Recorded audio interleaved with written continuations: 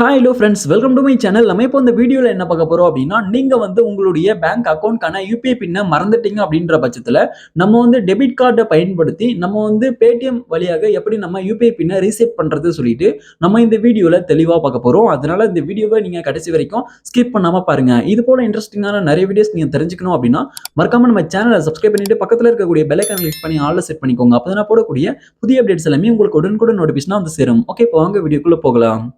Okay, இப்போ நீங்க first என்ன பண்றீங்க அப்படின்னா, உங்களுடைய பேடிஎம் ஆப் ஓப்பன் பண்ணிக்கோங்க. இப்போ நான் வந்து பேடிஎம் ஆப் ஓப்பன் பண்ணிட்டு, இப்போ இந்த பேஜ்ல மேல டாப்ல லெஃப்ட் சைடுல வந்து பாருங்க ப்ரொஃபைல் ஐகான் இருக்கு. ப்ரொஃபைல் ஐகான் கிளிக் பண்ணிக்கிறேன்.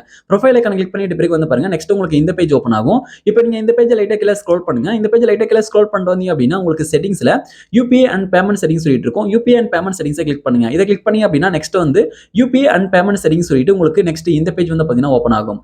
இப்போ இந்த பேஜ்ல வந்து பாருங்க பேமெண்ட் அக்கௌண்ட் சொல்லிட்டு கொடுத்திருக்காங்க. பேமெண்ட் அக்கௌண்ட்ஸ்ல நீங்க ஆட் பண்ணி வச்சிருக்கக்கூடிய அந்த பேங்க் அக்கௌண்ட்ஸ் எல்லாமே ஷோ ஆகும். இப்போ நீங்க வந்து எந்த பேங்க் அக்கௌண்ட் யூபிஐ பின்ன மறந்துட்டீங்களோ அந்த பேங்க் அக்கௌண்ட்டை கிளிக் பண்ணிக்கோங்க. ஓகே, இப்போ நான் வந்து இந்த பேங்க் அக்கௌண்ட்கான யூபிஐ பின்ன மறந்துட்டேன். இந்த பேங்க் அக்கௌண்ட்கான யூபிஐ பின் வந்து பாத்தீங்கன்னா இப்போ நான் ரீசெட் வந்து பண்ண போறேன். ஓகே, இப்போ வந்து பாருங்க இதுல யூபிஐ பின் பக்கத்துல சேஞ்ச் சொல்லிட்டு இருக்கு. சேஞ்ச் வந்து கிளிக் பண்ணுங்க. ஓகே, இப்போ நான் வந்து சேஞ்ச் அப்படின்ற இந்த ஆப்ஷனை கிளிக் பண்ணிக்கிறேன். சேஞ்ச் வந்து கிளிக் பண்ணிக்கிறேன். சேஞ்ச் கிளிக் பண்ணும்போது நெக்ஸ்ட் உங்களுக்கு இந்த பேஜ் ஓப்பன் ஆகும். ஓகே, இப்போ நம்ம வந்து பாத்தீங்கன்னா நம்ம டெபிட் கார்டு அண்ட் ஆதார் கார்டை பயன்படுத்தி நமக்கான யூபிஐ பின் வந்து ரீசெட் பண்ணலாம். இப்போ நம்ம இந்த வீடியோல வந்து பாத்தீங்கன்னா டெபிட் கார்டை பயன்படுத்தி தான் எப்படி நம்ம யூபிஐ பின்னை ரீசெட் பண்றது சொல்லிட்டு பார்க்க போறோம். அதனால ஃபர்ஸ்ட் ஆப்ஷனா யூஸ் டெபிட் கார்டு அப்படின்றத செலக்ட் பண்ணிட்டு கீழ பாட்டம் இருக்கக்கூடிய ப்ரொசீட் அப்படின்றத கிளிக் பண்ணிப்போம். ப்ரொசீட் வந்து கிளிக் பண்றேன். ஓகே, இப்போ ப்ரொசீடர் கிளிக் பண்ணும்போது நெக்ஸ்ட் இந்த பேஜ் வந்து ஓப்பன் ஆயிடுச்சு. இப்போ இதுல வந்து பாருங்க create 4 digit UPI PIN using your debit card details சொல்லிட்டு கொடுத்திருக்காங்க. ஓகே, இப்போ இதுல வந்து பாருங்க இந்தியன் பேங்க் டெபிட் கார்டு சொல்லிட்டு கொடுத்திருக்காங்க. இப்போ இதுல வந்து பாத்தீங்கன்னா last 6 digit of debit card சொல்லிட்டு கொடுத்திருக்காங்க. இப்போ நீங்க வந்து பாத்தீங்கன்னா ஏடிஎம் கார்டு வந்து வச்சிருப்பீங்க, டெபிட் கார்டு வந்து வச்சிருப்பீங்க. அதுல வந்து கடைசி 6 நம்பரை வந்து இதுல வந்து என்டர் பண்ணிக்கோங்க. லாஸ்ட் 6 டிஜிட் நம்பர் வந்து என்டர் பண்ணிக்கோங்க. அதுக்கப்புறம் வந்து பாருங்க உங்களுடைய ஏடிஎம் கார்டோட எக்ஸ்பைரி டேட் அந்த வேலிடிட்டி டேட் வந்து பாத்தீங்கன்னா என்டர் பண்ணிக்கோங்க. மந்த்தும் இயரும்.